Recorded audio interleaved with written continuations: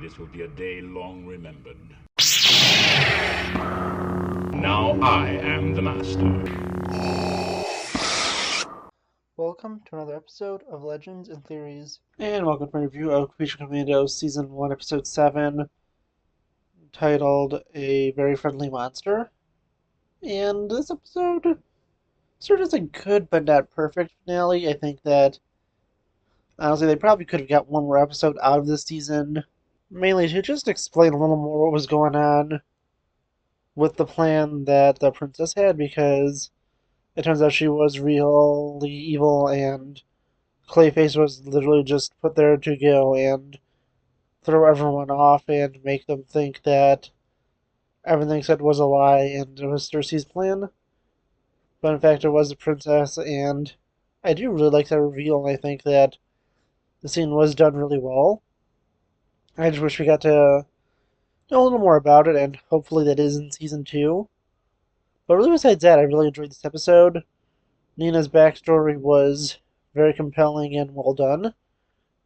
I think that all the characters were just really interesting in this, and we also have a small comment where it seems like that the flashback from last week's episode took place at least 15 years ago, and that doesn't make a lot of sense for the fact that, as I was mentioning in that video, Batman would be active for, at a bare minimum, 13 years, and it doesn't make sense. It is longer than that because I think 13 years is the bare minimum, and that would mean he had Damian the first year he was Batman.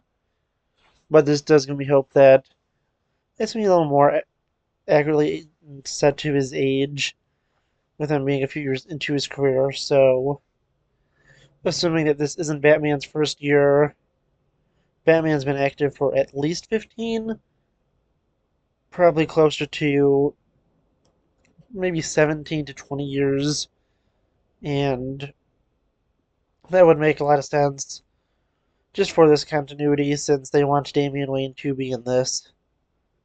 Now going on to just really more, concrete stuff about this and not just the Batman prediction.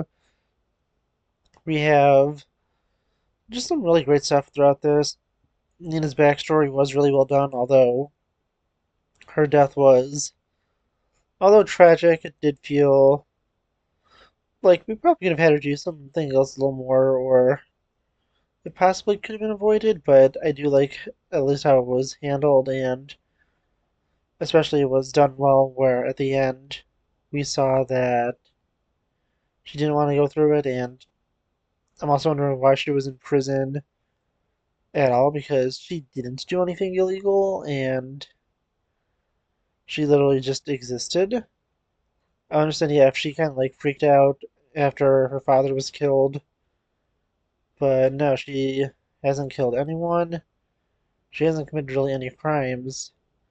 And even though her father is dead, we have people like the principal of the school who knows her story and that she is human, and it was an experiment to try and save her that turned her into that, since her father explained everything.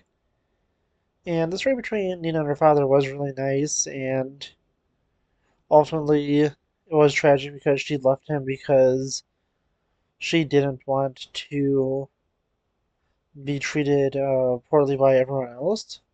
She realized that she wasn't truly human, and people didn't treat her like that, although she was biologically born human, and like Dr. Phosphorus isn't metahuman, so while they were saying that this is all monsters, really it isn't, because two of the members are actually humans. But but it's honestly, as I said last week, it could possibly be explained, but just looking at this, we have a new team of Creature Commandos, and GI Robot has been rebuilt, which is nice because he was a fun and just interesting character. I am glad that he is back.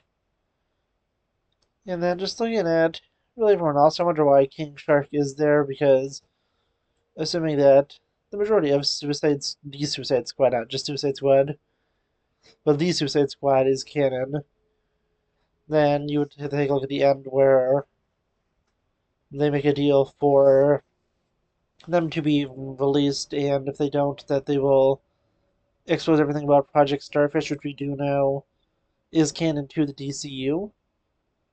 And yeah, honestly, I won't wonder about that. And I also watched the Suicide Squad today because I decided since the DCU is beginning to have a complete rewatch of the DCEU, so I finished that movie like 30 minutes ago, and that was the deal that Bloodsport made was if any of them went to prison or it sounded like was kind of sent back to prison, then they would expose everything that happened, and King Shark was one of the people that included under that deal. So that's just an interesting side note. But going back to this, yeah, honestly, it's a really solid episode, and I saw there was two other people. I don't know exactly which characters those are, but I should to see them be developed next season. And honestly, I think that overall this is a really good show. It's really enjoyable, but I don't know, it isn't the greatest one ever.